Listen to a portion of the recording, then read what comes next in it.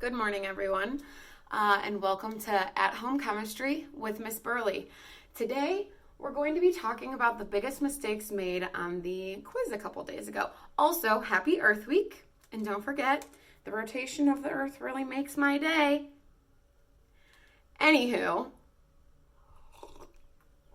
the first one that we're going to talk about is the intermolecular force found between NaCl and NCl3. Whenever I give you two substances, you have to first determine if the substance is polar or nonpolar, or maybe there's an ionic substance in there and we're going to have an ion-dipole force of attraction. So if we look at this, we have NaCl. Na is a metal, so we have a metal, and chlorine is a nonmetal. So because we have a metal and a nonmetal, this is an ionic compound. Okay. Now we have NCl3 here, and when we build that,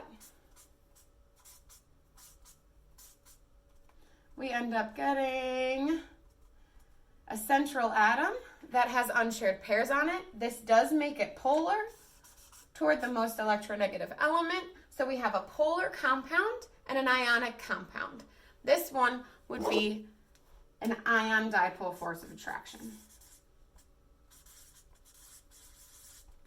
Okay. The next one, there's a little bit of a jungle underneath me here because of the way I had to set up my apartment for this. All right, so the next one, we have CO and NCl3. And we already drew out NCl3, so I'll just draw it again.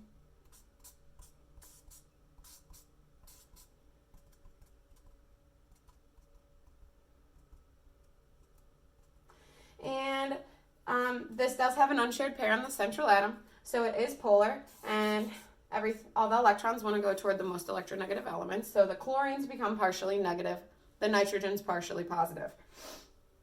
And then we also have CO. So carbon is a nonmetal, oxygen is a nonmetal, and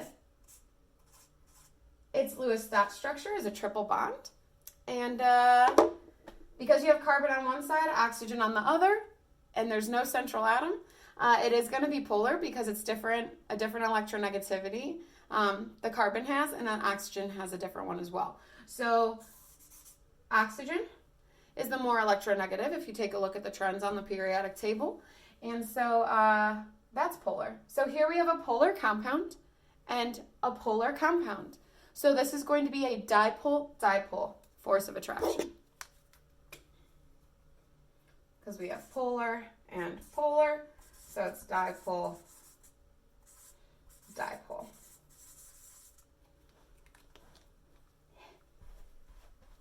We'll do this one, and then I'll go to the bottom left one. So here we have H2O and LiCl. So we know H2O. We should know it just from biology and Unit 8. But we have H2O here, and we can see two unshared pairs on the central atom. So this is a polar molecule, and we do know that water can also undergo hydrogen bonding. So we're going to see if this next compound is polar, if it has unshared pairs, blah, blah, blah, then maybe hydrogen bonding can happen. But then when we take a look, we have lithium chloride. Lithium is an alkali metal on the periodic table. So we have a metal and a nonmetal. So when it gets around water, these form ions. And there's an ion-dipole force of attraction because this is an ionic compound. Okay, so we have ionic with polar, so this is an ion-dipole force of attraction.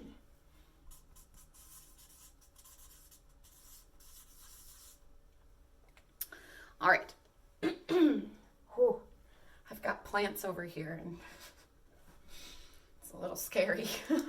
All right, so the last thing, the most missed question was about H2CO and whether or not this will undergo hydrogen bonding. So in order to do this, we have to remember what hydrogen bonding is and what it occurs between, and then you also have to build the structure and see if that pertains to that. So remember, hydrogen bonding can only occur if a hydrogen is chemically bonded to a nitrogen, oxygen, or fluorine.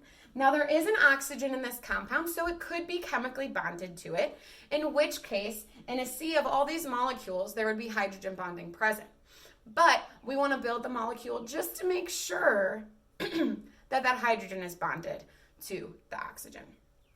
So we have H2CO. Remember, when you're building molecules, you need to determine what the central atom is. Anytime carbon is present, carbon is the central atom. So here we have carbon, and then you distribute all the rest of the atoms on the central atom. So we have oxygen and hydrogen and hydrogen. Okay. Now, for this particular compound, the end result is a double bonded carbon to oxygen with 2 unshared pairs, and then hydrogens off the edge.